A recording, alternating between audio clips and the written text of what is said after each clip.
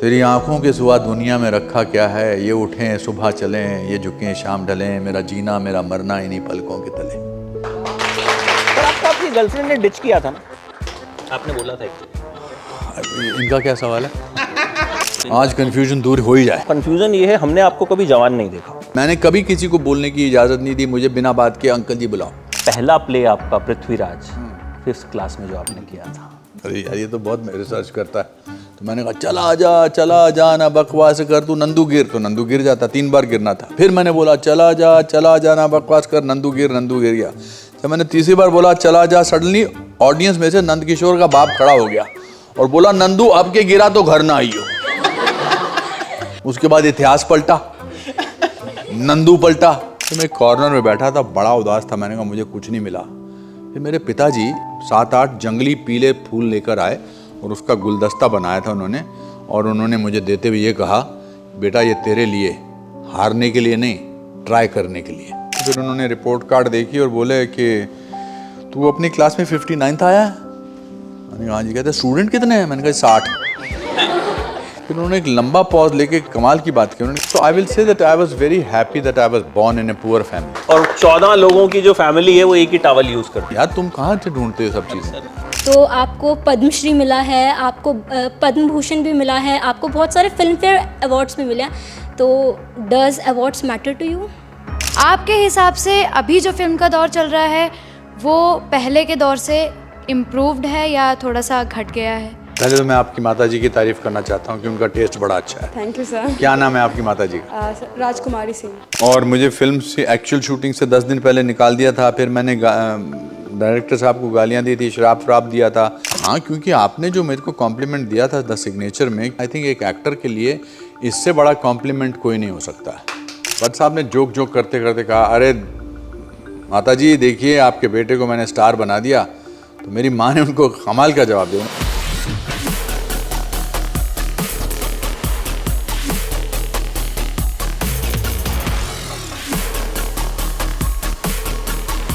Guys please welcome the legendary Anupam Kher sir in our show मेरे मोहल्ले में।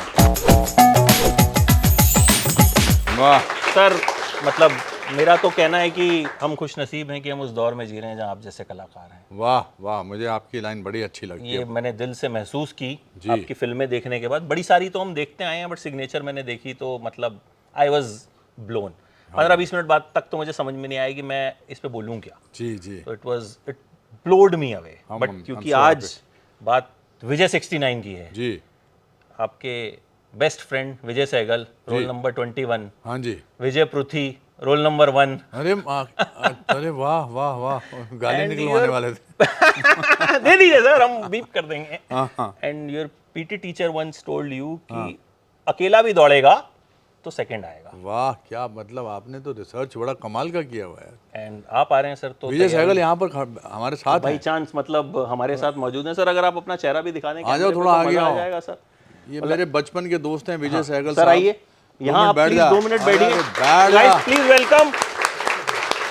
मतलब ये एक बाई चांस ही है कि मतलब मुझे तो पता भी नहीं था, सर ने बोला कि ये 8th स्टैंडर्ड से हमारे दोस्त हैं ये। हाँ जी। तो कुछ बताइए। ये घबराया हुआ भी, इसको समझ नहीं आ रहा क्या करे। बाकी हम टोटली ब्लैंक, क्या मतलब क्या बोलूं। कुछ नहीं, बस इनके बारे में 2 शब्द बोल दीजिए जो बचपन में आप इन्हें बोलते थे या स्कूल में बोलते थे। वो मैं नहीं बोल सकता सर। अरे बोल दीजिए, कर देंगे, कैमरा ऑफ करवा देंगे, कोई बात नहीं। ज़बरदस्त दोस्त है सर हम पुराने। मैं 57 ईयर हो गए हम लोग इकट्ठे हैं। तो आज मैं बड़ा खुश हूँ। कोइंसिडेंस है ये, मैं पिछले साल 69 का था और नाम मेरा विजय है। पर पता नहीं कैसे विजय 69, मुझे लगा मेरे पे बना रहा है पिक्चर। पर जो भी, आई am very happy. But I think जो ट्रेलर मैंने देखा सर, शानदार ट्रेलर है। मुझे लगता है जितने भी लोग 69 के हैं उनका नाम विजय है या सुनील है या अमित है, उन सबके लिए ये फिल्म है। मैं उससे थोड़ा आगे जाऊंगा। जितने भी लोग 19 के हैं, 29 के हैं, 39 के हैं, 49 के हैं और ये 69 के हैं, उन सब के लिए ये फिल्म है। उन सब के। और ट्रेलर मैंने तो देख लिया पहले, आप लोग भी देखिएगा। मतलब कमाल का ट्रेलर है और वो ट्रेलर फिर से आपको एहसास दिलाता है। नहीं तो सर घबरा। आइए sir, please have some tea coffee. तो सर क्या 69 में विजय 69, हाउ द बाई मुझे चांस लगता था है फिल्म ये का जो- नाम रखा गया या नहीं पहले से जब अक्षय रॉय जो इसके राइटर डायरेक्टर हैं वो जब ये फिल्म लेकर स्क्रिप्ट लेकर मेरे पास आए थे तो उन्होंने, तब मैं 68 ईयर्स का था, तो उन्होंने मुझे जब मैं ये स्क्रिप्ट दिया पढ़ने को और मुझे लगा कि कितना करेक्ट स्क्रिप्ट है, मेरी लाइफ से जुड़ा हुआ है। हालांकि विजय की लाइफ में ज़्यादा उपलब्धियां नहीं होती, जो विजय मैथ्यूज मेन कैरेक्टर है उसकी लाइफ में कोई उपलब्धि नहीं है, तो इसलिए वो उपलब्धि हासिल करना चाहता है कि वो 69 की उम्र में ट्रायथलॉन में हिस्सा लेना चाहता है। ट्रायथलॉन जो है, मैं आपकी ऑडियंस के लिए बता दूं, वो एक ऐसा गेमिंग स्पोर्ट है जिसमें आपको एक दिन में एक साथ में 1.5 किलोमीटर तैरना होता है, 40 किलोमीटर साइकिलिंग करनी होती है और 10 किलोमीटर दौड़ना होता है। और वो 69 की उम्र में पॉसिबल नहीं है, ऐसा लोग कहते हैं, लेकिन मैं कहता हूँ कि सब कुछ पॉसिबल है। मेरी जो पैरेलल लाइफ है, हालांकि मैंने बहुत कुछ हासिल किया भगवान की कृपा से और अपनी मेहनत से, पर मुझे लगता है कि फिर भी जो है लोग इसको स्लॉट में डालना शुरू करते हैं। अभी 69 का हो गया है, चलो इसको लेजेंड बुलाना शुरू कर दो, इसको वेटरन बुलाना शुरू कर दो, इसको थेस्पियन बुलाना शुरू कर दो, फिर इसको एक लाइफ टाइम अचीवमेंट अवार्ड दे दो और फिर ये सनसेट में चले जाएंगे। मैं तो 20 साल तक अभी अब लाइफ टाइम अचीवमेंट अवार्ड नहीं लेने वाला, देगा भी नहीं कोई आपको, क्योंकि मुझे लगता है। थैंक यू सो मच, अच्छा लगा बेस्ट मुझे। एक्टर का अवार्ड ही हाँ। मिलेगा आपको, मतलब लाइफ टाइम अचीवमेंट तो मुझे नहीं लगता अभी- चाहिए ही नहीं, बिकॉज इसके ट्रेलर के अंत में एक बड़ी खूबसूरत लाइन है कि सपनों की कोई एक्सपायरी डेट नहीं होती। अब जितने भी यहाँ पर आपके ऑडियंस में लोग हैं, ये तो सब यंग ऑडियंस हैं, मगर इनको भी मैं कहना चाहता हूँ कि सपने देखना बरकरार रखें और आंख बंद हो जाए तब भी सपने देखें, आंख खोलें तब भी सपने देखें, क्योंकि सपने नहीं देखेंगे तो उनको हासिल करने की कोशिश कैसे करें। बिल्कुल। तो सही बात है। तो विजय 69 एक ऐसे आदमी की कहानी है जो साधारण किस्म का आदमी है, जिसने एक ज़माने में अपनी जवानी में ब्रॉन्ज मेडल जीता था स्विमिंग के उसमें कंपटीशन में, और फिर ज़िंदगी ने उसको ऐसा रास्ते पर लाके खड़ा किया कि उसकी कोई उपलब्धि नहीं है। जैसे हमारे में से ज़्यादा 90% जो पेरेंट्स हैं वो, हम उनकी वो उपलब्धि मानते ही नहीं हैं जो उन्होंने बच्चों को पैदा किया, बच्चों को बड़ा किया, उनको शिक्षा दी, उनको घर बनवाया, उनको नौकरी दिलवाई। ये उपलब्धि में नहीं आता, ये तो जिम्मेदारी में आता है।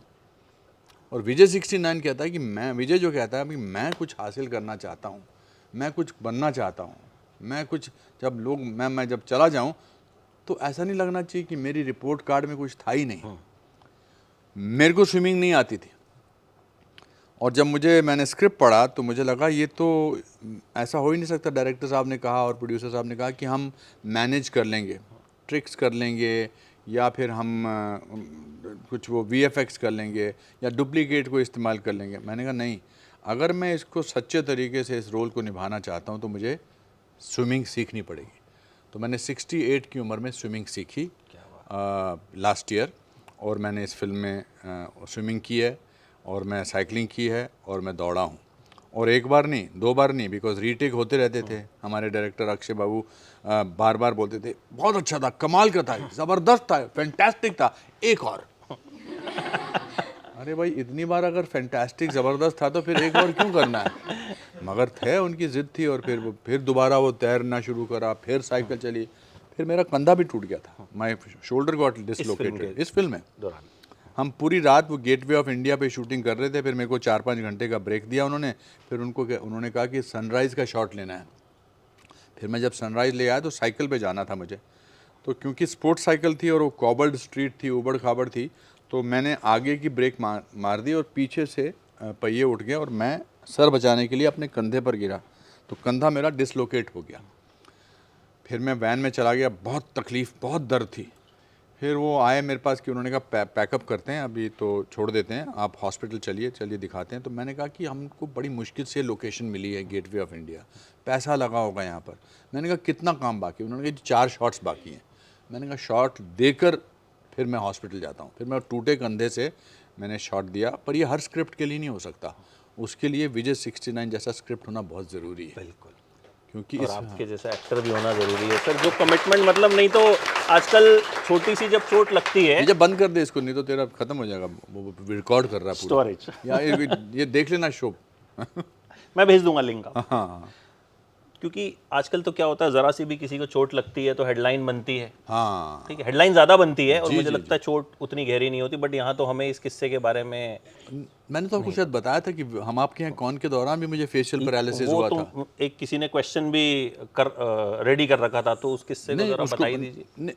नहीं, जब मैं हम आपके यहाँ कौन कर रहा था तो एक दिन मैं अपने दोस्त अनिल कपूर साहब के घर खाना खा रहा था, तो सडनली मुझे सुनीता जी, जो उनकी वाइफ का नाम है, उन्होंने कहा कि अनुपम तुम एक आंख से ब्लिंक नहीं कर रहे, तुम्हारी एक ही आंख ब्लिंक कर रही है। फिर मुझे पता लगा, दूसरे दिन यश चोपड़ा जी को मिलने गया तो उन्होंने कहा कि तू डॉक्टर के पास जा, तेरा जो चेहरा है वो टेढ़ा हो गया है थोड़ा। मैं डॉक्टर साहब के पास गया, डॉक्टर सिंघल के पास, वो बॉम्बे हॉस्पिटल में डॉक्टर हैं, बड़े फेमस न्यूरोलॉजिस्ट, और उन्होंने कहा कि mister Kher, leave everything for 2 months, आपको फेशियल पैरालिसिस हो गया है। उस दिन हमारा पहला दिन था हम आपके यहाँ कौन की शूटिंग के एक पर्टिकुलर सीक्वेंस का, वो जो टेरेस पे पिलो बांटते हैं और सब लोग अपनी आइटम करते हैं। फिर उन्होंने कहा कि आप ये दवाइयाँ खाइए, ये आप करंट वगैरह लीजिए और ये सब कुछ करिए और रेस्ट करिए 2 महीने, आप बिल्कुल बेड रेस्ट। जब मैं वापस आ रहा था तो मुझे लगा कि अगर मैं आज घर चला गया तो मैं पूरी ज़िंदगी हर बार किसी ना किसी बात से डर कर घर चला जाया करूँगा। तो मैं आज ऐसा नहीं करूँगा। मैं अपने फिल्मिस्तान स्टूडियो में गया, मैंने माधुरी दीक्षित, सलमान और सूरज के सामने कहा, भाई मेरा चेहरा टेढ़ा हो गया बट मैं शूटिंग के लिए तैयार हूँ। तो अगर फिर मैंने 2 महीना शूटिंग की उस सीन की, आज भी अगर आप उस फिल्म को देखोगे तो उस सीन में मेरा चेहरा टेढ़ा है और मेरा कोई क्लोजअप नहीं है। तो वैसा ही करना चाहिए लाइफ को। लाइफ से हम बहुत, और आजकल खासकर हर चीज़ में हम निकल जाते थे सुबह, मैं और विजय और बाकी लोग, हमारे माँ बाप को पता ही नहीं होता था कि हाँ हम कहाँ गए हैं, कहाँ चोट लगी है। चोट लग के घर पे आओ तो थप्पड़ पड़ता था, बिना चोट के आओ तो थप्पड़ पड़ता था। वो थप्पड़ों ने बहुत कुछ सिखाया है। तो I think sometimes you have to take the life by its horns, सींग से पकड़ के उसको लाइफ को हराना पड़ता है। लेकिन ये आपके साथ सर शुरू से रहा, आपको पहला प्ले आपका पृथ्वीराज 5th क्लास में जो आपने किया था, चला जा ना बकवास कर, अरे यार ये तो बहुत रिसर्च करता है, बहुत नंदू research गिर जा, करता है। हाँ। और फिर नंदू ने गिराया था आपको, वो किस्सा सुनाइए, क्योंकि वो मुझे लगता है वो एक ऐसी मोटिवेटिंग चीज है। नहीं, लोग कहते हैं ना एक्टर बॉर्न होते हैं, बॉर्न एक्टर होते हैं। अरे वो बॉर्न है, कोई बॉर्न एक्टर नहीं होता। अगर बॉर्न एक्टर होता तो मेरा पहला प्ले इतना ख़राब था, डिज़ास्टर था मेरा पहला प्ले, डिज़ास्टर। हमारी क्लास टीचर मिसिस बजाज थी एक, उन्होंने एक प्ले चुना करने के लिए, प्ले का नाम था पृथ्वीराज चौहान, और चूंकि मैं क्लास में सबसे गोरा लड़का था, मेन रोल मुझे मिला। पता नहीं उनको लगता कि राजा, और ऐसा कुछ नहीं। और बहुत पतला था मैं, बहुत ही पतला था। I was so thin that I could see through a key hole with both my eyes, इतना पतला था मैं। तो मैं बन गया पृथ्वीराज चौहान और 5th स्टैंडर्ड में था। और एक दूध वाले का बेटा नंद किशोर यानी नंदू बन गया जयचंद। अब पृथ्वीराज चौहान की कहानी आपको पता होगी, पृथ्वीराज चौहान को जयचंद की बहन से प्यार हो जाता है, संयुक्ता से, और प्ले में उसको पाने के लिए मुझे उसको नंदू को 3 बार गिराना पड़ता है। तो मैंने अपने घर वालों को बता दिया कि मेरा कल प्ले देखने आना। तो मेरे पिताजी बोला होता क्या है, एंड में तू जीतता है? मैंने कहा जी जीतता हूँ, मेरे को 3 बार डायलॉग बोल के तलवार चलानी है और उन 3 बार नंदू गिरता है। तो जब पर्दा उठा तो पर्दे के एक तरफ नंद किशोर, दूध वालों की पूरी फैमिली, हट्टे कट्टे मूछ वाले डोले वाले दिखा, एक तरफ खेर खानदान के चमकते सितारे, पतले से गवर्नमेंट सर्वेंट्स, टीचर्स। पर मुझे पता था मेरा तो एंड में जीत होने वाली है। तो नाटक शुरू हो गया, फिर हमने डायलॉग वायलॉग बोले, और फिर जब मुझे उसको गिराना था तो मैंने कहा चला जा ना बकवास कर तू नंदू गिर, तो नंदू गिर जाता। 3 बार गिरना था। फिर मैंने बोला चला जा ना बकवास कर, नंदू गिर गया। जब मैंने तीसरी बार बोला चला जा, सडनली ऑडियंस में से नंद किशोर का बाप खड़ा हो गया और बोला नंदू अब के गिरा तो घर ना आइयो। उसके बाद इतिहास पलटा, नंदू पलटा, और जयचंद ने पृथ्वीराज चौहान को उठाकर ऑडियंस में फेंक दिया, और फेंकते वक्त बोलता नंदू बापू अब घर आऊं। तो ये मेरा पहला प्ले था, ये डिजास्टर था।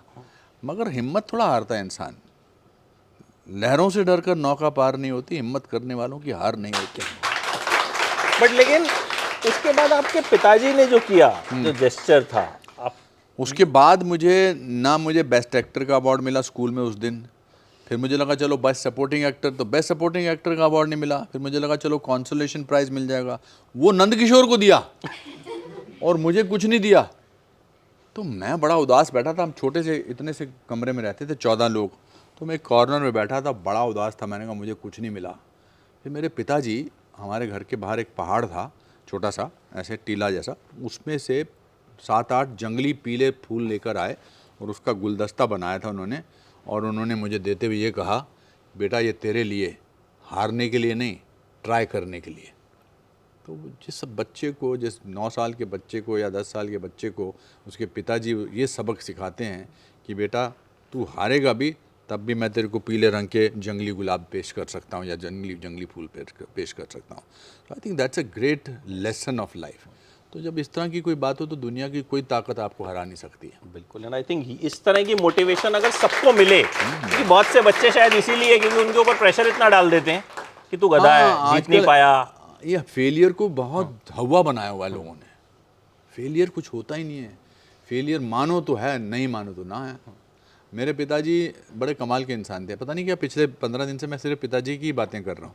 नहीं, मम्मी की भी बात करेंगे, वो भी बहुत कमाल की इंसान। नहीं वो तो खैर हैं ही, वो तो अभी भी उनके तो चलते रहते हैं वीडियोस वगैरह।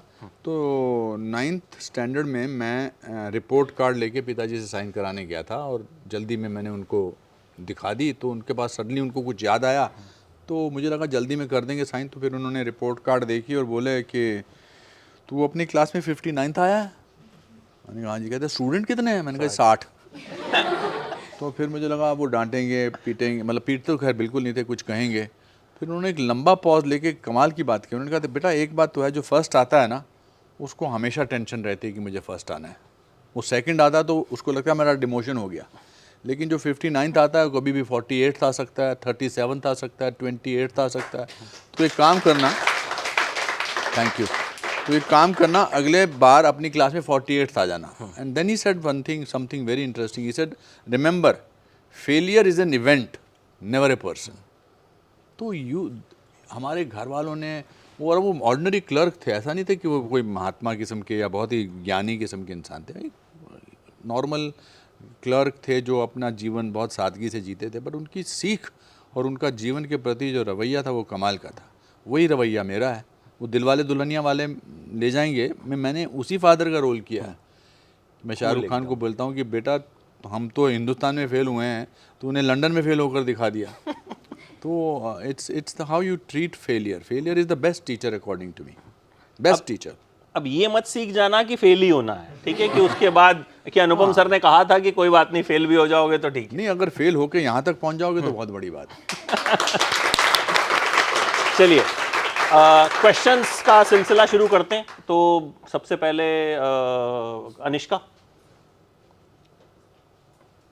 हाय सर, मेरा सवाल आपसे ये है कि आप 40 साल से भी ज़्यादा हो गया आपको इस इंडस्ट्री में, और इतनी सारी फिल्म्स करने के बाद और इतने कैरेक्टर्स प्ले करने के बाद ऐसा कौन सा कैरेक्टर है जिसको प्ले करने में आपको सबसे ज़्यादा डिफ़िकल्टी हुई होगी? देखो किसी भी काम को डिफ़िकल्ट बनाना आपका काम होता है, अगर उसको अच्छा करना है। पहले तो मैं बहुत सारे रोल ऐसे कर देता था, मुझे लगता था कि मैं पढ़ा लिखा एक्टर हूँ। मैं 3 साल ड्रामा स्कूल में दिल्ली से पास किया है, 1 साल मैंने चंडीगढ़ से किया है, 6 महीने मैंने फिल्म इंस्टीट्यूट से किया है। पर अब पिछले 7-8 साल से मैं अपने काम को मुश्किल बनाता हूँ। चाहे विजय 69 जो है मेरी, जो रिलीज़ हो रही है 8 तारीख को नेटफ्लिक्स पे, 8 नवंबर को, वो मैं चाहता तो मैं बहुत आसान तरीके से भी कर सकता था, लेकिन मैंने उसको बहुत मुश्किल बनाया। मैं चाहता तो मेरे स्विमिंग के शॉट कोई और कर सकता था, मगर मैंने खुद स्विमिंग सीखी 68 साल की उम्र में। मैं चाहता तो उसमें जितने भी सीन थे बड़े आसानी से कर सकता था, क्योंकि मुझे पता है कि आसानी से ये सब हो सकता है। पर मैं ये भी महसूस करता हूँ कि competence is the biggest enemy of brilliance. जो चीज़ आपको लगता है मैं आराम से कर सकता हूँ, फिर वो आराम वैसी रहती है। तो ये विजय 69 बहुत मुश्किल था। आपने जिस फिल्म की तारीफ़ की, सिग्नेचर बहुत डिफ़िकल्ट रोल था। कॉमन मैन का रोल करना बहुत डिफ़िकल्ट होता है, क्योंकि उसमें कोई क्वालिटी नहीं होती है सिवाय कॉमन होने के। एक आदमी किसी चीज़ में अच्छा है, उसमें होता है, आसानी होती है। मेरी एक और फिल्म थी खोसला का घोंसला, अभी लास्ट वीक रिलीज़ हुई, बहुत डिफ़िकल्ट रोल था।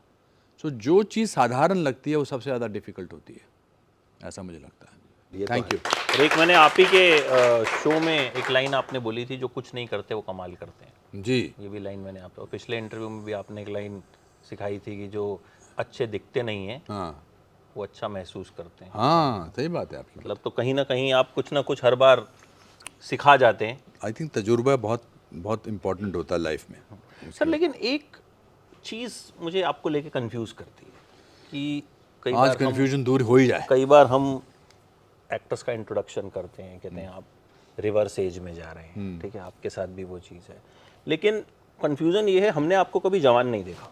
जी, मैंने भी नहीं देखा। तो वो क्या, how you like to introduce yourself, आपको किस तरह, मतलब मैंने सोचा मैं नहीं, क्या बोलूं। मेरी पहली फिल्म ही जो थी वो 28 साल के उम्र में मैंने 65 साल के बुजुर्ग का रोल किया था। तो लोगों ने मुझे कभी यंग एज में देखा ही नहीं सिवाय मेरे, है ना। दिल में भी मैंने आमिर खान के फादर का रोल किया, दिल है कि मानता नहीं में पूजा भट्ट के फादर का रोल किया, दिल वाले दुल्हनिया में शाहरुख के फादर का रोल किया, मैंने हेमा जी के भी फादर का रोल किया है, मैंने ऋषि कपूर जी और अनिल कपूर जी के ग्रैंडफादर का रोल किया है। इसलिए ये बूढ़े होते चले जाएंगे और मैं वहीं पे रहूँगा। ये स्ट्रेटजी काम आ गई मेरे आपको पता ही नहीं मैं कैसा दिखता था। तो जब मैंने 65 का रोल किया था 28 साल की उम्र में, तो I was trying to play an old man. Now I am 69, I don't feel old at all, I am playing a 69-year-old man in Vijay 69 and I am using the energy of a 28-year-old boy, because that's what life is all about. हम अपने, मैं आपसे बोलना चाहता हूँ because सब young audience है, हम अपने घर वालों को बूढ़ा महसूस कराते हैं। हमको नौकरी रिटायर करती है, लेकिन ज़िंदगी से रिटायर हम लोग करते हैं, आप लोग करते हैं। उनको ये महसूस करा के कि अब आप रिटायर हो गए नौकरी से, अब आप किसी काम के नहीं रहे। नहीं, बिल्कुल भी नहीं ऐसा होता। 58 साल की उम्र में, जिस उम्र में इंसान यहाँ पर हिंदुस्तान में रिटायर होता है, तब तो ज़िंदगी शुरुआत होती है। हम उसको कहते हैं बाबूजी आप ज़रा साइड पे बैठो, बाबूजी उठ जाओ, ऐसे मत उठो, रुक जाओ 1 मिनट, ऐसे, अरे हट नटखट। हाँ? बहुत दम है, माँ बाप में बहुत दम होता है। मेरी माँ, God give her long and healthy life, वो बॉम्बे से सूरत गई, सूरत से फिर दिल्ली गई और दिल्ली से जम्मू गई और आज जम्मू से वापस बॉम्बे आई हैं, बिकॉज हमने उनको कभी बूढ़ा महसूस ही नहीं होने दिया। हम लोग अपने घर वालों को बूढ़ा महसूस कराते हैं कि नहीं बाबूजी, अंकल जी। मैंने कभी किसी को बोलने की इजाज़त नहीं दी, मुझे बिना बात के अंकल जी बुलाओ। होता ना, हमारे हिंदुस्तान में ऐसा बहुत होता है, लाओ अंकल जी मैं बताता हूँ कैसे करते हैं इंस्टाग्राम। अरे इडियट, मैं तुझे बता सकता हूँ कैसे करते हैं। तो please make sure that make your parents feel as young as you are, because रिश्ते में वो आपके बाप लगते हैं। आपने मदर का जिक्र किया, सारांश से जब आप स्टार बन गए जी, भट्ट साहब ने उनको बोला था देखो मैंने तुम्हारे बेटे को स्टार बना दिया, क्या कहा था उन्होंने भट्ट साहब? तो जब सारांश रिलीज़ हुई और फिर वो मतलब रातों रात एक हंगामा सा हो गया कि एक 28 साल के बूढ़े ने बच्चे ने 65 साल के बूढ़े का रोल बड़ा कमाल का किया है। तो फिर उसके 2-3 हफ्ते बाद मैंने फिल्में साइन की और नहीं बल्कि आई थिंक 2-3 महीने बाद फिर मैं भट्ट साहब के घर लेके गया अपनी माँ को। तो भट्ट साहब ने जोक करते करते कहा, अरे माता जी देखिए आपके बेटे को मैंने स्टार बना दिया। तो मेरी माँ ने उनको कमाल का जवाब दिया, उन्होंने कहा मेरे बेटे में कोई बात होगी तभी आप बना सके होंगे, वरना आपने तो हर एक के शुरू बना दिया। ये कॉन्फिडेंस एक मदर का अपने बेटे पे भी था और कहीं ना कहीं नहीं, आई थिंक सेल्फ मेड जो लोग होते हैं ना, उनमें एक अहंकार होता है कि हम अपने आप बने। मुझ में भी वो है। अब उसको अहंकार कह लीजिए, उसको कॉन्फिडेंस कह लीजिए, उसको कुछ भी कह लीजिए, वो बहुत ज़रूरी भी होता है। क्योंकि इसीलिए जो सेल्फ मेड आदमी होता है वो उसमें एक ख़ास किस्म का एक सेल्फ रिस्पेक्ट की भावना ज़्यादा होती है। मैं अपने आप बनाऊँ, मैंने ट्रेनिंग पास की है, मैं सड़कों पे रहा हूँ, रेलवे प्लेटफॉर्म पे रहा हूँ, खाने को पैसे नहीं थे, लेकिन आज मैं आपके शो पे अपनी पता नहीं 535वीं फिल्म की बात कर रहा हूँ और उस फिल्म की बात कर रहा हूँ जिसके लिए मैंने स्विमिंग सीखी। उस फिल्म की बात कर रहा हूँ जो मैं कह सकता हूँ कि मेरी ज़िंदगी की 542 फिल्म में से अगर 5 फिल्मों को चुना जाए तो उसमें से एक फिल्म वो रहेगी 100%। क्या बात। और मतलब ट्रेलर तो मुझे यही बता रहा है, बाकी मुझे लगता है इस फिल्म को देखने के बाद मैं तो ट्रेलर देखने के बाद आपको तो बहुत कुछ सोच समझ के बोलना पड़ेगा, क्योंकि आपने सिग्नेचर की मेरे इतनी तारीफ की थी। अब आप तैयार हो जाइए, आप बैठिए 3-4 दिन पिक्चर देखने के बाद, फिर आप देखिए आप क्या लिखेंगे।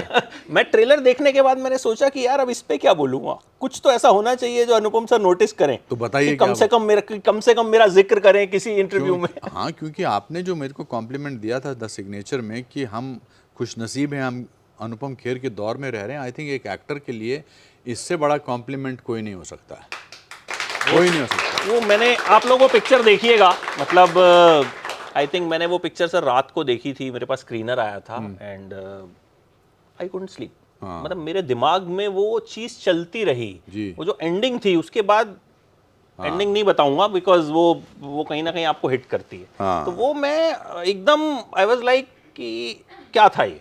अब इसके बारे में क्या बोलने वाले हो? तो सर पहले देख लेते हैं हाँ ना। देख लिए, बताइएगा, मैं वेट करेगा मुझे। आपने अपना ही मापदंड ऊपर कर दिया है। आपकी तरह ना, हाँ, आप ही इंस्पिरेशन है करेक्ट ना। Correct, you have to do that, you have to keep reinventing yourself. और मुझे एक चीज और भी लगती है कि आज का दौर जहां रिव्यूज बड़े क्वेश्चनेबल होते हैं, ठीक है, आप अच्छा रिव्यू देते हैं तो कहते हैं पेड है, बुरा देते हैं पेड है। एक अच्छी फिल्म में अगर आपको किसी की परफॉर्मेंस अच्छी ना लगे, हाल ही में ऐसा हुआ, तो भी पेड है। मतलब देयर इज कोई वो नहीं रह गया। ऐसे में अगर हमें एक इंसान को खुद को, सॉरी टू इंटरप्ट, इंसान को खुद, एक्टर को खुद को पता होता है मैंने अच्छा किया या नहीं है किया या बुरा किया। अगर अच्छा नहीं किया और अच्छा रिव्यू आया है तो झूठ है, और अगर अच्छा किया और अच्छा रिव्यू नहीं आया तो भी झूठ है। So you have to believe in yourself. But फिर भी मुझे अच्छा रिव्यू मिलता है आप जैसे अब इंसान तो से। सारे रिव्यूज मुझे लगता है सिग्नेचर, मतलब एक भी रिव्यू ऐसा नहीं होगा। नहीं, आप यकीन नहीं करेंगे, एक मुझे किसी ने लाके दिखाया, उसने मुझे मेरी परफॉर्मेंस को और मेरे फिल्म को 1 स्टार दिया। तो अब उससे ज़्यादा बेवकूफ़ आदमी कौन हो सकता है, उससे ज़्यादा जाहिल इंसान कौन हो सकता है ना? तो ठीक है, उसने अपना स्टैंडर्ड बताया, मेरा नहीं। मतलब आई डोंट नो कि इस तरह की फिल्म को देखकर आप, बट ठीक है, ठीक है, उसमें क्या, उनकी लोग अपनी choice है, मतलब, पीपल गेट हाँ। Want to get notice sometimes. Sometime ऐसा होता है। जैसे भीड़ में कोई आपको नोटिस करना है, आप किसी को गाली दे दें तो आप नोटिस करेंगे, नेगेटिविटी बट सेल्स आप उतना ही देर तक आप उसको नोटिस करेंगे, दैट्स ऑल। आप उसको कभी किसी अच्छाई के लिए याद नहीं रखेंगे। तो टी सीरीज वालों, भैया पूछो पहला सवाल आपका, next question. Hello sir, this side Aarti Mishra. मेरा क्वेश्चन आपसे ये है कि आपने जैसे कि इंडियन सिनेमा में इतनी फिनोमिनल फिल्म्स दी हैं, 500 से प्लस मूवी में आप लीडिंग और सपोर्टिंग रोल में एक्ट कर चुके हैं। तो अभी जैसे कि हम अवार्ड्स की बात कर रहे थे, तो आपको पद्मश्री मिला है, आपको पद्म भूषण भी मिला है, आपको बहुत सारे फिल्म फेयर अवार्ड्स भी मिले हैं। तो does awards matter to you, matters you a lot? Of course, awards always matter to me, और हमें सिखाया गया है कि अगर आप मेहनत करोगे तो आपको अवार्ड मिलेगा। हम बचपन में स्कूल में बोला जाता, बेटा पढ़ाई कर, तू फर्स्ट आएगा तो तेरे को अवार्ड मिलेगा। जैसा कि मैंने अभी अपना वो प्ले का किस्सा बताया कि मुझे बेस्ट एक्टर नहीं मिला, बेस्ट सपोर्टिंग एक्टर नहीं मिला, मुझे कॉन्सोलेशन प्राइज़ नहीं मिला। बट फिर धीरे धीरे आपको समझ में आ जाता है कि अवार्ड से ज़्यादा होता है लोगों का प्यार। वो समझने में थोड़ा टाइम लगता है, but I will not lie to you, I love awards. I feel that if I worked hard, पर वो थोड़ी देर के लिए वो दुख रहता है, फिर उसके बाद मैं किसी चीज़ को ज़्यादा ध्यान नहीं देता। मैं हर गम को धुएं में उड़ाता चला गया, मैं ज़िंदगी का साथ निभाता चला गया। मैं जेन्युइनली उस बात को बिलीव करता हूँ, but it matters to me. मुझे अच्छे लगते हैं अवार्ड जी। धन्यवाद। हिमकॉम वाले भी आ जाएं सवाल पूछने के लिए अब। नमस्ते सर, मेरा नाम प्रज्ञा मिश्रा है। सर मेरा ये क्वेश्चन है कि पहला जो फिल्म का दौर था वो अलग था और अभी फिल्म का दौर बदल गया है। बहुत सारे पॉजिटिव चेंजेस भी आए हैं, बहुत सारे नेगेटिव चेंजेस भी आए हैं। आपके हिसाब से अभी जो फिल्म का दौर चल रहा है वो पहले के दौर से इम्प्रूव्ड है या थोड़ा सा घट गया है? देखिए, हालात एक ज़माने में मेरी माँ अंगीठी पे खाना बनाती थी, है ना। आजकल माइक्रोवेव पे गर्म होता है, तो इसका फ़ायदा भी है, इसका नुकसान भी है, क्योंकि अंगीठी पे बने हुए खाने का टेस्ट अलग होता था। आज टेस्ट वही होता है, उसको टेम्परेचर डाला, आधे मिनट के लिए ऑन रखा। कुछ चीज़ें बहुत अच्छी हुई हैं, जैसे टेक्नोलॉजी। आप इधर एबीपी के स्टूडियो में बैठे हैं, आप मुझसे सवाल कर रहे हैं। आज से 25 साल पहले आप तो खैर नहीं होती, पर ऐसा हो नहीं पाता, स्टूडियो नहीं होता, एक ही चैनल था, दूरदर्शन था, वो बड़े फ़ायदे हैं। बट उस दौर में रिश्ते बनते थे, आज के दौर में रिश्ते नहीं बनते, एक्टर्स में खासकर रिश्तों में, क्योंकि मोबाइल नहीं होता था, वैनिटी वैन नहीं होती थी, मैनेजर्स वगैरह नहीं होते थे, तो सिर्फ बातें होती थी। पेड़ के नीचे बैठ के मेकअप करते थे, खाना एक साथ खाते थे। बट वो है ना कि किसी को मुकम्मल जहाँ नहीं मिलता, किसी को ज़मीन, किसी को आसमान नहीं मिलता। हर इंसान जो इस दौर में होता है अपने पुराने दौर की तारीफ़ करता है, बिकॉज नॉस्टैल्जिया होता है। हम अंताक्षरी खेलते हैं तो सिर्फ पुराने गाने गाते हैं, क्यों? क्योंकि उस ज़माने को हमने याद किया होता है, महसूस किया होता है। But I think there are so many good things about you, about today's time. Today I get very fascinated when I do a FaceTime with some friend in Sydney. It's amazing. मेरी माँ कहीं भी चले जाए, मैं उनके किसी brother को या कज़न ब्रदर को बोलता हूँ जरा मेरी माँ से बात करा दो FaceTime पर. ये नहीं होता था, बात ही नहीं होती. पहले टेलीग्राम आते थे, मुझे याद है, मैं तो उस दौर में भी था जब टेलीग्राम आते थे, तो रात को टेलीग्राम आता तो सोचते थे कोई बुरी न्यूज़ आ रही है. चिट्ठियाँ लिखी जाती थी, मेरे दादाजी मुझे चिट्ठियाँ लिखते थे, मैं चिट्ठियाँ लिखता था. अब एक मैसेज होते हैं. The only difference now is, पहले हम एक्चुअली गले लगते थे, अब इमोजी भेजते हैं. पहले हम एक्चुअली मुस्कुराते थे, अब इमोजी भेजते हैं. पहले हम एक्चुअली किसी का दर्द महसूस करते थे, अब एक आंसू की इमोजी भेजते हैं. वो गलत है. Thank you sir. कई बार बर्गर और पिज्जा खाते हुए हम वो इमोजी भेजते हैं. हाँ, ऐसा भी होता है. करेक्ट. मतलब मोस्टली हम सब किस चीज़ें- सिचुएशन में हैं और कहाँ emojis कुछ have- आया है. Emojis have replaced real emotions, which is a sad thing to have. अच्छा सर, नेटफ्लिक्स जैसा प्लेटफॉर्म जब होता है जो आई थिंक 190 कंट्रीज में, if I am not wrong, जी जी बिल्कुल. देखा जाता है, ठीक है, वहाँ पर जब एक फिल्म आती है जैसे विजय 69 आ रही है, आपको लगता है उसका कितना बड़ा इम्पैक्ट होता है? एक तो OTT लोगों के लिए ईजी हो गया, हम तुरंत वो देखेंगे कि अच्छा पिक्चर आई है, किस OTT पे आई है. आजकल तो सबसे पहले हमसे यही पूछते हैं किस पे है, ठीक है, हम थिएटर में किस OTT पे आई, तो लोगों को ये इंतजार रहता है. तो जब First of all, this is my first independent film on OTT, मतलब on Netflix, and I'm very happy that this is the film which is on Netflix, because ये बहुत मेरी one of my finest films है और correct platform पे है. इसकी reach बहुत कमाल की है, इसका प्रोफेशनलिज्म बहुत कमाल का है, इसका स्टैंडर्ड बहुत अच्छा है. लोग इसको देखेंगे 190 कंट्रीज़ में, बहुत सारी लैंग्वेजेस में ये क्या नाम इसका ट्रांसलेट होगी, डब होगी. और सिडनी में हमारी इस फिल्म का एक लाइव शो किया जा रहा है दिवाली से पहले. Netflix is presenting the film to the live audience. बहुत बड़ी बात है हमारे लिए. अब मैं तो कहता हूँ इस फिल्म को किसी भी भाषा में बनाया जा सकता है. So I am very thankful that YRF is decided to show this film, because उनका डील है और YRF इसका प्रोड्यूसर है. वो मेरी पेरेंट कंपनी में उसको बोलता हूँ. मैंने इतनी फिल्में यश राज में की हैं, बड़े दिनों बाद मैं उनके साथ काम कर रहा हूँ. अक्षय की दूसरी फिल्म है, अक्षय रॉय के जो हमारे डायरेक्टर हैं, मनीष शर्मा जो इसके प्रोड्यूसर हैं. But Netflix will take this film to lot of places and it will get so much of love, because OTT पे फैमिली के साथ देखने वाली फिल्में जो है ना, उसमें से एक फिल्म ये होगी. सब बैठ के देखेंगे, बुज़ुर्ग, बच्चे, बूढ़े. और कहाँ एक ही दिन सिडनी, बर्मिंघम, चाइना, ये सब जगह फिल्म दिखाई दी जाएगी. तो कितनी मज़ेदार बात है.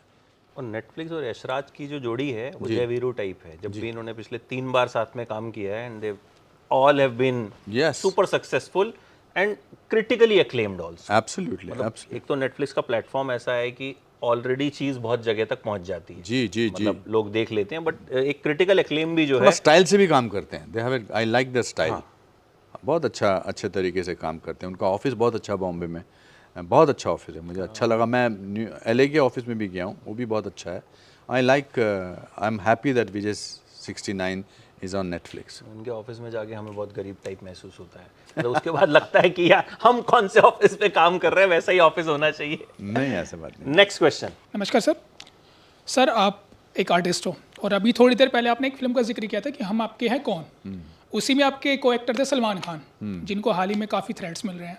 तो मैं आपसे यही जानना चाहूँगा कि जब एक आर्टिस्ट को थ्रेट्स मिलते हैं, वो भी कॉन्टीन्यूसली इतने सारे, तो आर्टिस्ट के लिए पर्सनल लाइफ में फोकस करना और प्रोफेशनल लाइफ में फोकस करना किस तरीके से मुश्किल हो जाता है? बेटा मैं यहाँ विजय 69 प्रमोट करने आया हूँ. मैं सिर्फ विजय 69 के बारे में बात करते हैं. सर आपने इतनी सारी मोटिवेशनल लाइंस बोली हैं और आपके तमाम इंटरव्यूज़ देखते हैं तो उसमें बहुत सारी मोटिवेशनल लाइंस हमें सुनने को मिलती हैं. आप रोमांटिक शायरी नहीं सुनते या हाँ, लिखते? सुनता हूँ मैं. क्या हम सुन सकते हैं? हाँ बिल्कुल दो बोल लाइन. सकता हूँ कुछ. बिल्कुल. तेरी आंखों के सिवा दुनिया में रखा क्या है, ये उठें सुबह चलें, ये झुकें शाम ढलें, मेरा जीना मेरा मरना इन्हीं पलकों के तले. तुम ना आओ तो मरने की है 100 तदबीर, तुम ना आओ तो मरने की है 100 तदबीर, मौत कुछ तुम तो नहीं कि बुला भी ना सकूं. सर आपको आपकी गर्लफ्रेंड ने डिच किया था ना, आपने बोला था एक जगह. इनका क्या सवाल है? आज पछताती होंगी वो। ऐसा कौन सा इंसान है जिसको किसी ने कभी डिच नहीं किया हो? क्या बात है। मोहब्बत का मतलब डिच होने के बाद ही समझ में आता है, अरे यार, ये तो मोहब्बत के है। दौरान नहीं आता है। वैसे वो मैं जब कॉलेज में था, मुझे भी को भी याद है, मैं जब कॉलेज में था तो एक बड़े इडियोटिक से हम नुस्खे ढूंढते हैं ना किसी लड़की से बात, और छोटे शहर में तो महीनों लग जाते हैं, आप पीछे चलते रहते हो किसी के पीछे। तो मैं क्या करता था, मैं कैंटीन में बैठ के किसी लड़की से जो मुझे अच्छी लगती थी, मैं उसको कोई जोक सुनाता था। तो जैसे वो हंसती थी मैं कहते मत करो ऐसा, हंसो मत। कहती क्यों? क्योंकि मैंने वो गाना सुना ना, वो हंस के मिले हमसे हम प्यार समझ बैठे। तो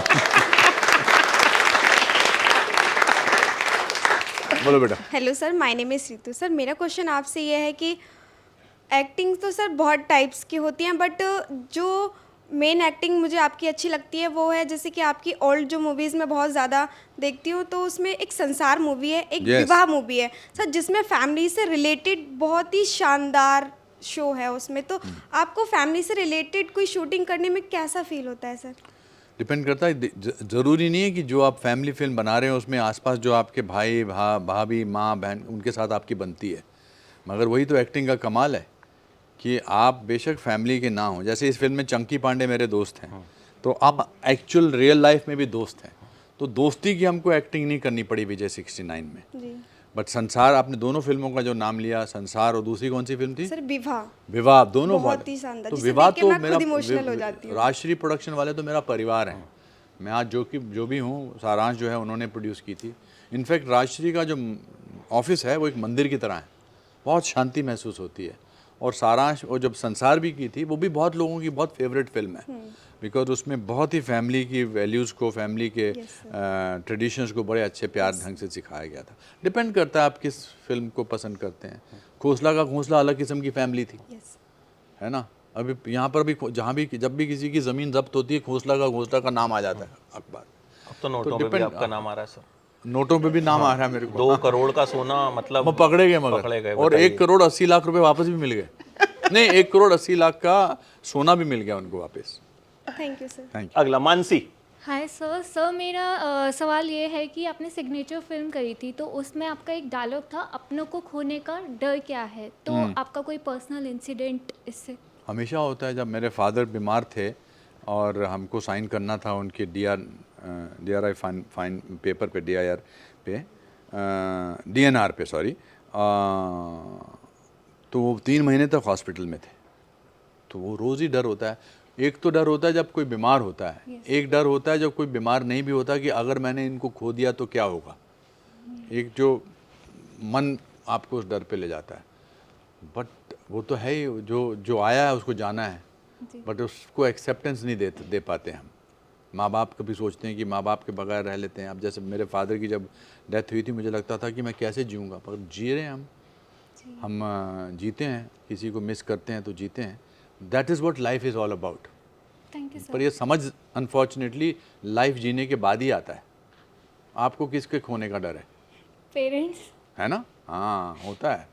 बट इसीलिए मैं कहता हूँ कि while they are there, give them all the love and respect that you need to give. Thank you sir. तो विशाखा नेक्स्ट। सर ये बहुत हेलो सर। थोड़ा डिप्रेस थी। मैंने कहा कि आप ऑफिस में आ रहे हैं, तो इन्होंने कहा कि मैं जाके कुछ मोटिवेशन लेना चाहती। डिप्रेस नहीं, थोड़ी बीमार थी अभी। तो जैसे ही मुझे अमित ने बोला कि यू आर कमिंग, जी, I was like, in general I ditch him often for shows like this. Very good. But shows के लिए सिर्फ डिच। हाँ ठीक है। okay, I have a husband. Okay, अरे बाप रे, इतना ज़्यादा एक्सप्लेन करने की क्या नहीं, जरूरत है? I have to बेचारा tell him, I have to वो tell him. मजाक कर रहा था। हाँ। हाँ सर, तो the reason I am your sir कि you know generally we see you motivational movies भी होती हैं, और एक्टिंग इज़ लाइक जैसे अभी आप विजय 69 कर रहे हो, तो it's like quite inspiring. And honestly अभी के टाइम में भी we have reached an age, career path and everything, but then also you see so many people around you achieving so much, and then you know you're taking that teeny steps and still doing your bit, right? So your acting is like very very very natural. So I feel that all the incidents that you have shared, अभी आपने share किया कि बचपन में parents का ऐसा रहा, so how have you coped up with it and still bringing this thing on? Like, this was natural since beginning, but still, like you're doing this film, Vijay 69, and it's still there. So how have you coped up with this? to So I bring will say that natural I was flow? very happy that I was born in a poor family. And I was very happy that I was born in a small town. And I was very happy that I was born in a small town in a hill station. Life is very simple in a hill station in a small town. And we were very poor, हम बहुत गरीब थे. अब तो नए नए नाम हो गए गरीबों के, economically deprived, lower middle class, upper middle class, upper middle class. पर तब लेट 50s में और अर्ली 60s में या तो आप गरीब होते थे या अमीर होते थे. तो हम 14 लोग एक छोटे से कमरे में रहते थे. तो मैं देखता था यार हम सब बड़े खुश हैं, हम गरीब हैं मगर खुश हैं. तो एक दिन मैंने अपने दादाजी से पूछा, मैंने कहा दादाजी हम इतने गरीब हैं, इतने खुश क्यों हैं? तो उन्होंने बड़ा कमाल का जवाब दिया था. उन्होंने कहा बेटा जब इंसान बहुत गरीब होता है तो सबसे सस्ती चीज़ खुशी होती है. So I think my life I did not, even though I am in a world of make belief, I am in a world of artificial performances, I'm in a world of where you exaggerate things, but the most important thing is that I don't let go of that small town boy from me, within me. वो मेरे को जिंदा रखता है, वो मेरे को बरकरार रखता है, वो मुझे रियल रखता है. फॉलो अप क्वेश्चन पूछ सकती हो? हाँ जी, कुछ भी पूछ सो सकते हैं. How is it like coping up mechanism कैसा होता है इस चीज से कि उस चीज को बरकरार रखना और आसपास जब वो दैट. आप दुनिया से झूठ शायद. बोलो, अपने आप से झूठ मत बोलो. ओके दैट्स बस, इट. खत्म थैंक हो you so much. Thank you so much sir. Anuradha, और 14 लोगों की जो फैमिली है वो एक ही टॉवल यूज करती है. हाँ करेक्ट. तो वो दौर भी यार था. तुम कहाँ से ढूंढते हो सब अरे चीजें? सर, मैं आपका शायद मैंने कोई ही इंटरव्यू होगा जो मैंने नहीं सुना होगा. Very good, I am very impressed and proud of you. Thank you sir. Yes my dearest. Hello sir. Sir मेरा क्वेश्चन आपसे ये है कि विजय 69 में काम करके आपको OTT और बिग स्क्रीन में क्या फ़र्क लगा? नहीं, मैंने एक्टिंग प्लेटफॉर्म के हिसाब से नहीं की थी. मैंने तो एक्टिंग के हिसाब से की थी, जो उसकी ज़रूरतें थी, कैरेक्टर की ज़रूरतें थी, वो ट्राई की थी. अब वो उस प्लेटफॉर्म पे जा रही है, वो according to me it's a very good thing that it has happened for Netflix. बाकी एक्टिंग आप प्लेटफॉर्म के हिसाब से नहीं कर सकते. जैसे बहुत सारे लोग कहते हैं स्टेज पर अलग एक्टिंग करनी होती है, लाउड करनी होती है, सिनेमा करनी होती है. आजकल ऑडियंस को सब समझ में आ गया है. इतने सारे प्लेटफॉर्म्स हैं, इतने सारे एवेन्यूज़ हैं. आज की ऑडियंस बहुत समझदार और पढ़ी लिखी है, इसलिए इट्स और ज़्यादा सोच समझ के एक्टिंग करनी पड़ती है. तो कोई ज़्यादा डिफरेंस नज़र नहीं आया मुझे. नेक्स्ट पीछे. हाँ आ जाओ भाई. Hello sir. मेरा आपसे सवाल ये है कि आपको सारांश जैसी फिल्म से पहचान मिली है जिसमें आपने एक पिता का रोल निभाया था, जबकि आपकी खुद की उम्र 28 साल थी. तो आपको किन चुनौतियों का सामना करना पड़ा था उस दौरान? बड़ी चुनौतियाँ थी जी. मेरे पास घर नहीं था, मेरे पास रहने को जगह नहीं थी और मुझे फिल्म से एक्चुअल शूटिंग से 10 दिन पहले निकाल दिया था. फिर मैंने डायरेक्टर साहब को गालियाँ दी थी, शराब दिया था, तो मुझे वापस मिला था. और मैं शादीशुदा नहीं था, मेरा कोई बच्चा नहीं था. और कहानी एक ऐसे बुज़ुर्ग बाप की थी जिसने अपना जवान बेटा अमेरिका में खो दिया था. But there is something called in acting emotional memory. तो इमोशनल मेमोरी को मैंने काम किया था. मैं रोज़ सुबह 4 बजे उठता था. मैंने 6 महीना रिहर्सल की थी कि कैसे बुज़ुर्ग आदमी. देखिए थिएटर में बुज़ुर्ग आदमी का रोल करना आसान होता है क्योंकि ऑडियंस समझ जाती है कि थोड़े बाल सफ़ेद किए हुए हैं, थोड़ा लाठी पकड़ के चल रहा है, ये बुढ़ा है प्लेट पे. उसमें सिनेमा में रियलिज़म बहुत इम्पॉर्टेंट है. तो for those 50 days I was बीवी प्रधान ऑफ सारांश. हर दिन चुनौती था, मगर एक सामने एक सुनहरा समय भी दिखाई दे रहा था, सुनहरा फ्यूचर भी दिखाई दे रहा था. तो इसलिए चुनौतियों को चेंज करना और उनको ढालना अपने आप को, उनमें बड़ा मज़ेदार काम होता है. Thank you sir. सवाल बड़े सारे हैं सर, लेकिन वक्त थोड़ा कम है. जी तो जी, इशारे लास्ट हो रहे में हैं. आपके दादाजी की एक लाइन, मेरा ख्वाबों नाम में अवंतिका कंजूसी है. मत करना. जी सर नमस्कार सर, मेरा नाम अवंतिका है. तो सर मेरा आपसे क्वेश्चन ये है कि आपने हर टाइप्स की मूवी की है, मोटिवेशनल, इंस्पिरेशनल, और कभी कभी तो आपने लाइक विलेंस के रोल्स भी किए हैं. हाँ. तो अगर हम भी लाइक मेरी मम्मी मेरे बगल में बैठ देती थी तो ऐसा बोलती थी, उन्होंने रियलाइज होता कि आपका ये मतलब आप ये रोल्स भी कर सकते हैं. कहते ये तो बुरा हो ही नहीं सकता क्योंकि अरे आपको वाह. हमेशा से एज अ फैमिली में एक अच्छी फैमिली वाली मूवी करते हुए देखा गया. तो व्हाट डू यू थिंक आपको क्या लगता है आपको सबसे ज़्यादा सेटिस्फैक्शन किस टाइप की मूवीज़ करने में मिला? पहले तो मैं आपकी माता जी की तारीफ़ करना चाहता हूँ कि उनका टेस्ट बड़ा अच्छा है। Thank you sir. क्या नाम है आपकी माता जी का? राजकुमारी सिंह। राजकुमारी जी को मेरा प्यार देना, मेरा नमस्कार Thank you कहना। so much, sir. मैं अच्छा इंसान हूँ अंदर से।